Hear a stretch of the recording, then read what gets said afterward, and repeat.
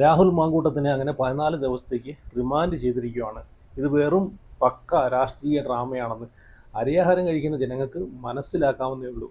കഴിഞ്ഞ കുറച്ച് മാസങ്ങളായിട്ട് നമ്മൾ കണ്ടുകൊണ്ടിരിക്കുകയാണ്. എന്ന് ശബരിമല സ്വർണ്ണക്കൊള്ളയുമായിട്ട് ബന്ധപ്പെട്ട എന്തെങ്കിലും തെളിവ് കണ്ടെത്തുന്നുവോ അല്ലെങ്കിൽ അതുമായിട്ട് ബന്ധപ്പെട്ട് ആരെങ്കിലും അറസ്റ്റ് ചെയ്യുന്നുവോ അതിൻ്റെ പിറ്റേന്ന് രാഹുൽ മാങ്കൂട്ടത്തിനെതിരെയുള്ള പീഡന കേസ് ഇങ്ങനെ കുത്തിയെടുത്തുകൊണ്ട് വരും, അല്ലെങ്കിൽ പുതിയൊരു കേസ് ഇങ്ങനെ ഉണ്ടാക്കിക്കൊണ്ട് വരും. അതൊക്കെ നമ്മൾ കഴിഞ്ഞ കുറച്ച് ദിവസങ്ങളായിട്ട് നമ്മൾ കണ്ടുകൊണ്ടിരിക്കുന്നതാണ് അല്ലേ.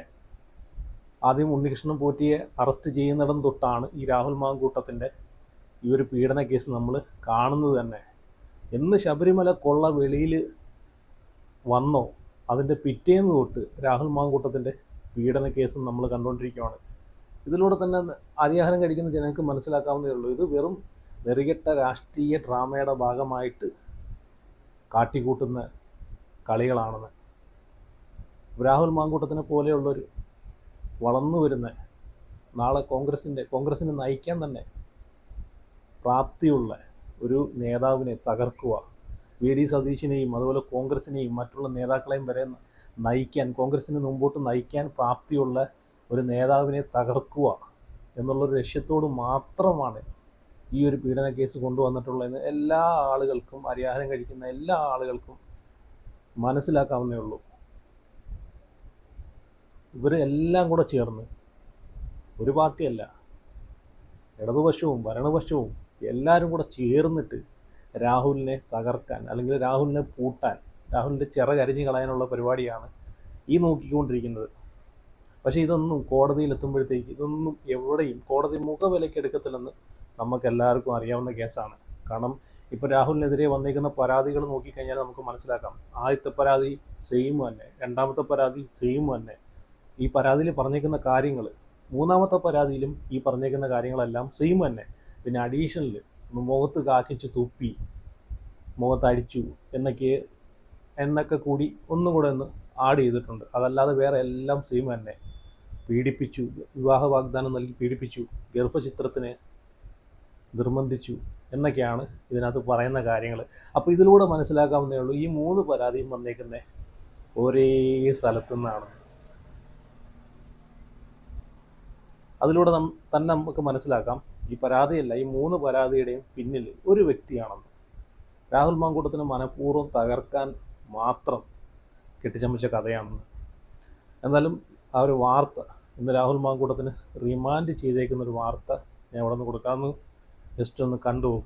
ബലാത്സംഗ പരാതിയിൽ രാഹുൽ മാങ്കൂട്ടത്തിലെ മല അഴിക്കുള്ളിൽ പത്തനംതിട്ട ജില്ലാ മജിസ്ട്രേറ്റ് കോടതി 14 ദിവസത്തേക്കാണ് രാഹുലിനെ റിമാൻഡ് ചെയ്തത്.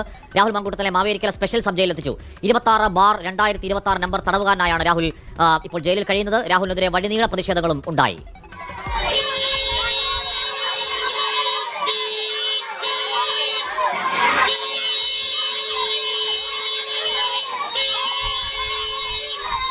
ഇവിടെ രാഹുൽ മാങ്കൂട്ടത്തിനെ ന്യായീകരിക്കുമല്ല, പക്ഷേ പരസ്പര സമ്മതത്തോടു കൂടി പോയിട്ടുള്ള 2 വ്യക്തികൾ, പരസ്പര സമ്മതത്തോടു കൂടി ഇതുപോലുള്ള ബന്ധങ്ങളിലൊക്കെ ഏർപ്പെട്ടിട്ടുള്ള 2 വ്യക്തികൾ, അതിനുശേഷം അവർ ലൈഫിൽ അങ്ങോട്ടും ഇങ്ങോട്ടും എന്തെങ്കിലും പ്രശ്നങ്ങൾ പറഞ്ഞ് വേർപിരിഞ്ഞ് പോകുന്ന സമയത്ത് ആ ഒരു പരസ്പര ബന്ധത്തോടു കൂടി നടന്ന കാര്യങ്ങളൊക്കെ പിന്നെ പീഡനമാണെന്ന് എങ്ങനെയാണ് പറയാൻ സാധിക്കുന്നത്?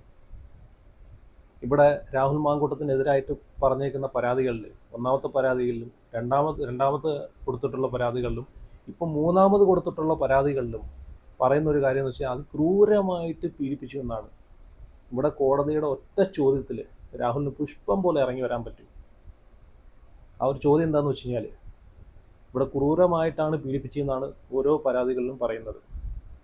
അങ്ങനെ ഉണ്ടെങ്കിൽ കോടതി ഒരു ചോദ്യം ചോദിക്കുവാണ്, ഇത്രയും നാളും ക്രൂരമായിട്ട് പീഡിപ്പിച്ചു എന്ന് പറയുന്നുണ്ട്, അപ്പോൾ ഇതൊരു പീഡനമാണെന്ന്, പരസ്പര സമ്മതമില്ലാത്ത ഒരു പീഡനമാണെന്ന് മനസ്സിലാക്കാൻ എത്ര സമയം വേണ്ടി വരും എന്നുള്ളൊരു ചോദ്യം കോടതി ചോദിച്ചു കഴിഞ്ഞാൽ അവിടെയാണ് പെടുന്നത്.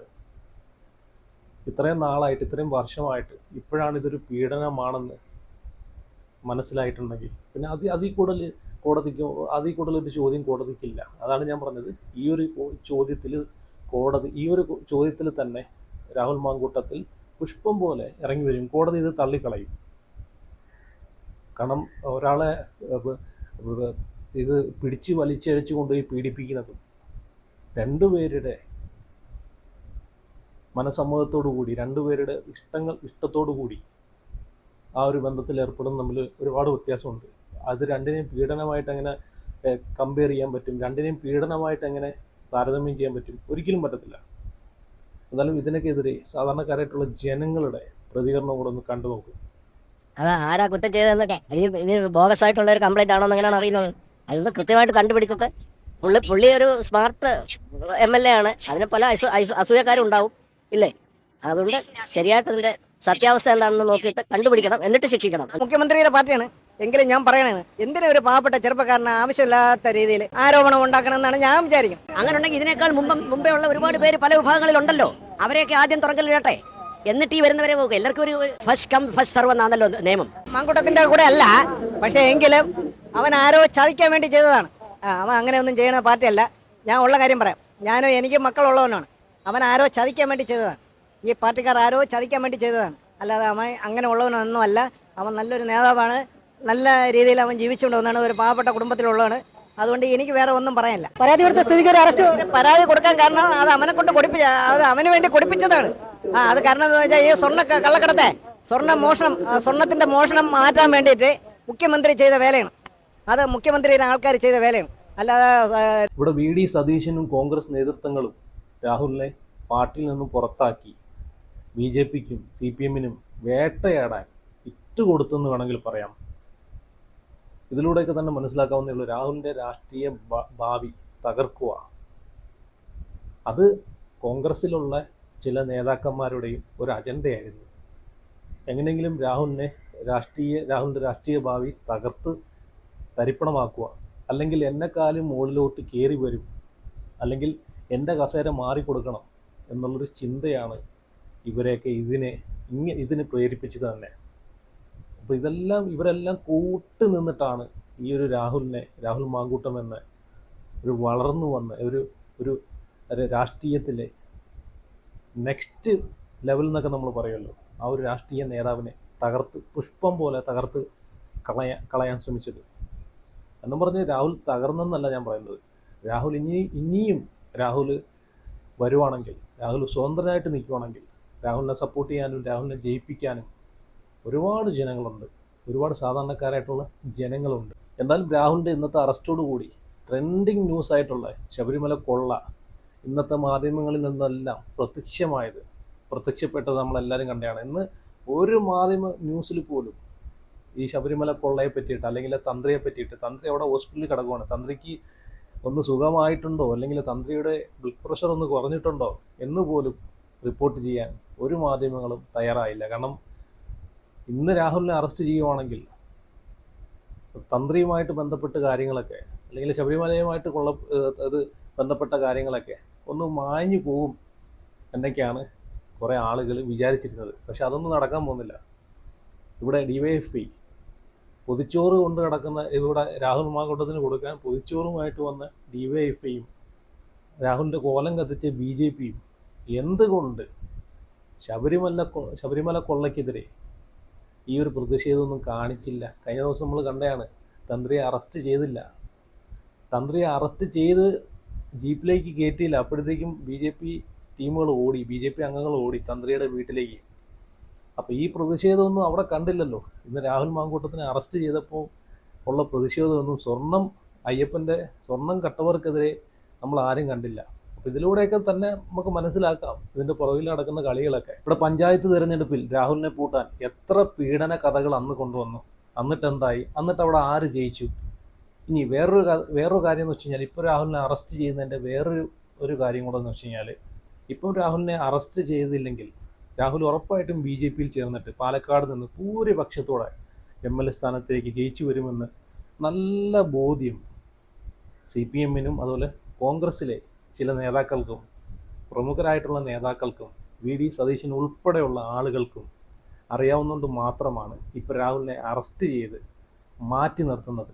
അല്ലെങ്കിൽ രാഹുൽ പാലക്കാട് നിന്ന് പുഷ്പം പോലെ വീണ്ടും ജയിച്ചു വരുമെന്ന് നല്ല ബോധമുണ്ട്. ഇതിൻ്റെയൊക്കെ പിറവിൽ നടക്കുന്ന കളികൾ എന്താണെന്ന് സാധാരണക്കാരായിട്ടുള്ള ജനങ്ങൾക്ക് എല്ലാവർക്കും അറിയാം. കാരണം പാവപ്പെട്ട ഉമ്മൻചാണ്ടിയെ പെണ്ണ് കേസിൽ കുടുക്കിയിട്ട് അടുത്ത ഭരണം കൈപ്പറ്റി അതിനുശേഷം വീണ്ടും ഒരു തുടർ ഭരണം നേടാൻ വേണ്ടിയിട്ട് അടുത്ത രാഹുൽ മാങ്കൂട്ടത്തിനെ ഇരയാക്കി പീഡന കഥകൾ അല്ലെങ്കിൽ പീഡന കേസുകൾ രാഹുൽ മാങ്കൂട്ടത്തിൻ്റെ തലയിലേക്ക് ഇട്ട് കൊടുത്തിട്ട് അടുത്ത ഒരു 5 വർഷം വീണ്ടും ഭരണം കൊണ്ടുപോകാമെന്നായിരിക്കും വിചാരിക്കുന്നത്. ഇതൊന്നും സാധാരണക്കാരായിട്ടുള്ള ജനങ്ങളുടെ അടുത്ത് ഇനി പോകത്തില്ല. ഇവിടെ ഞാനിപ്പം കോൺഗ്രസ് പാർട്ടിയെ സപ്പോർട്ട് ചെയ്യുമല്ല, കാരണം കോൺഗ്രസ് ഞാൻ പറഞ്ഞല്ലോ, ഈ കോൺഗ്രസ് പാർട്ടിയും ലോക തോൽവിയാണ്. ഇപ്പോൾ കോൺഗ്രസ് പാർട്ടിയിൽ ഇരിക്കുന്ന കുറേ കിളവന്മാർ, ആ കിളവന്മാരെയൊക്കെ അടിച്ചിറക്കി അയ്യത്ത് കളഞ്ഞിട്ട് രാഹുലിനെ പോലെയുള്ള, ഷാഫി പറമ്പിലിനെ പോലെയുള്ള യുവജന ടീമുകളെ, യുവാക്കളെ പൾസറിഞ്ഞ് പ്രവർത്തിക്കുന്ന, അഹോരാത്രം ഇതുപോലെ പാർട്ടിക്ക് വേണ്ടി കഷ്ടപ്പെടുന്ന ആളുകളെ മുമ്പോട്ട് കൊണ്ടുവരണം. അതാണ് വേണ്ടുന്നത്. അല്ലാതെ അവിടെ എവിടെയും പോയിരുന്ന് കസേരകളിലും കയറിയിരുന്ന് രാവിലെ തൊട്ട് വൈകിട്ട് വരെ കണ്ട ചാനലുകളും മയക്കും വായിലോട്ട് വെച്ച് വീമ്പും ഇളക്കിയിരിക്കുന്ന ഈ കിളവന്മാരെയൊക്കെ ആദ്യം എടുത്തു കളയണം. എന്നാൽ മാത്രമേ കോൺഗ്രസ് പാർട്ടി രക്ഷപ്പെടത്തുള്ളൂ. ഇപ്പം കോൺഗ്രസ് പാർട്ടി രാഹുലിൻ്റെ ഈ അറസ്റ്റോട് കൂടി ഏകദേശം കോൺഗ്രസ് പാർട്ടിയുടെ കല്ല് ഇളകി തുടങ്ങി എന്നുണ്ടെങ്കിൽ എപ്പോഴേ ഇളകി തുടങ്ങി. എന്നാലും ഈ ഒരു രാഹുൽ മാങ്കൂട്ടത്തിൻ്റെ അറസ്റ്റ്, അത് ഈ രാഹുൽ മാങ്കൂട്ടത്തിൻ്റെ അറസ്റ്റ് കണ്ട് സന്തോഷിക്കുന്ന ആളുകൾക്ക് എങ്ങും എത്താൻ പോകുന്നില്ല. 14 ദിവസം കഴിഞ്ഞിട്ട് നിങ്ങൾ നോക്കിക്കോ, ഇത് കോടതി ഈ ഒരു കേസിൽ എന്ത് വിധിയാണ് കോടതി എടുക്കുന്നതെന്ന് നമുക്ക് കണ്ടറിയാം. കാരണം ഇത് അത്രയും വലിയ ഒരു രാഹുൽ മാങ്കൂട്ടം ചെയ്തേക്കുന്ന അത്രയും വലിയൊരു പീഡനമാണെങ്കിൽ എന്തുകൊണ്ട് കഴിഞ്ഞ 2 കേസും കോടതി തള്ളിക്കളഞ്ഞു? ഇവിടെ തെളിവുകളാണ് കോടതിക്ക് വേണ്ടത്. ഇവിടെ ഇത് പരസ്പര സമ്മതത്തോടു കൂടി ബന്ധപ്പെട്ടിട്ടുള്ള കാര്യങ്ങളിൽ കോടതി എന്താണ് ഇതിനകത്ത് പറയേണ്ടത് ഒന്ന് ആലോചിച്ച് നോക്കിയേ. എന്ത് തെളിവാണ് കോടതിയിൽ കൊണ്ടുവന്നിട്ടാണ് കോടതി ഇതിനെ രാഹുൽ മാങ്കൂട്ടത്തിന് ഇതിനെതിരെ ശിക്ഷിക്കേണ്ടത് എന്ന് പറഞ്ഞേ? അതാണ് ഞാനും ആലോചിക്കുന്നത്. ഒരാളെ ബലാത്കാരമായിട്ട് പിടിച്ച് തട്ടിക്കൊണ്ടുപോയി പീഡിപ്പിക്കുകയാണെങ്കിൽ അതിനൊരു പറയുന്നതിലൊരു കാര്യമുണ്ട്. കോടതിയുടെ ഭാഗത്താണെങ്കിലും അത് കേൾക്കുന്ന ജനങ്ങൾക്കായാലും പ്രതികരിക്കുന്നതിലായാലും ഒരു അതിനകത്തൊരു ന്യായമെങ്കിലും ഉണ്ടെന്ന് പറയാം. പക്ഷേ ഇവിടെ എന്താണ് ന്യായമുള്ളത് അല്ലേ? അതും ഇലക്ഷൻ സമയമായപ്പോഴത്തേക്ക് പെണ്ണ് കേസാണല്ലോ ട്രെൻഡ്. ഇലക്ഷനകത്ത് എന്തൊക്കെ പറഞ്ഞാലും ഒരു വളർന്നു വരുന്നൊരു രാഷ്ട്രീയക്കാരനെ സംബന്ധിച്ച്, ഒരു രാഷ്ട്രീയ നേതാവിനെ സംബന്ധിച്ച് പെണ്ണ് കേസ് കൊണ്ടുവിടുവാണെങ്കിൽ അയാളെ ഭാവി പോയെന്ന് വേണമെങ്കിൽ പറയാം. രാഷ്ട്രീയത്തിലെ ആ ഒരു ചുവടുവെപ്പ് അവസാനിച്ചു എന്ന് വേണമെങ്കിൽ പറയാം. പക്ഷേ കാലം തെളിയിക്കും അയാൾ കുറ്റക്കാരനാണോ അല്ലേ. ഉമ്മൻചാണ്ടിയുടെ കേസ് അത് നമുക്ക് അതിനൊരു എക്സാമ്പിളാണ് അല്ലേ. അപ്പോൾ ആ മനുഷ്യന് ആ ഒരു പ്രായത്തിൽ എത്രത്തോളം മാനസികമായിട്ട് തകർക്കാൻ പറ്റുമോ അത്രത്തോളം തകർത്തില്ലേ ആ ഒരു പെണ്ണ് കേസ് കൊണ്ടിട്ടിട്ട്. എന്നിട്ട് ആ ഒരു പെണ്ണ് കേസ് കൊണ്ടിട്ട് തകർത്ത് ഭരണം പിടിച്ചിട്ട് ഇപ്പോൾ എന്തായി? അതിലേറെ ജനങ്ങൾ കഷ്ടപ്പെടുവാണ് അല്ലേ. അതൊക്കെ ജനങ്ങൾക്ക് മനസ്സിലായി. അതുകൊണ്ട് ഈ ഒരു കേസ് എവിടെയും പോകത്തില്ല. രാഹുൽ മാങ്കൂട്ടത്തിനെ ഇഷ്ടപ്പെടുന്ന ആളുകൾ എപ്പോഴും രാഹുൽ മാങ്കൂട്ടത്തിൻ്റെ കൂടെ തന്നെ കാണും.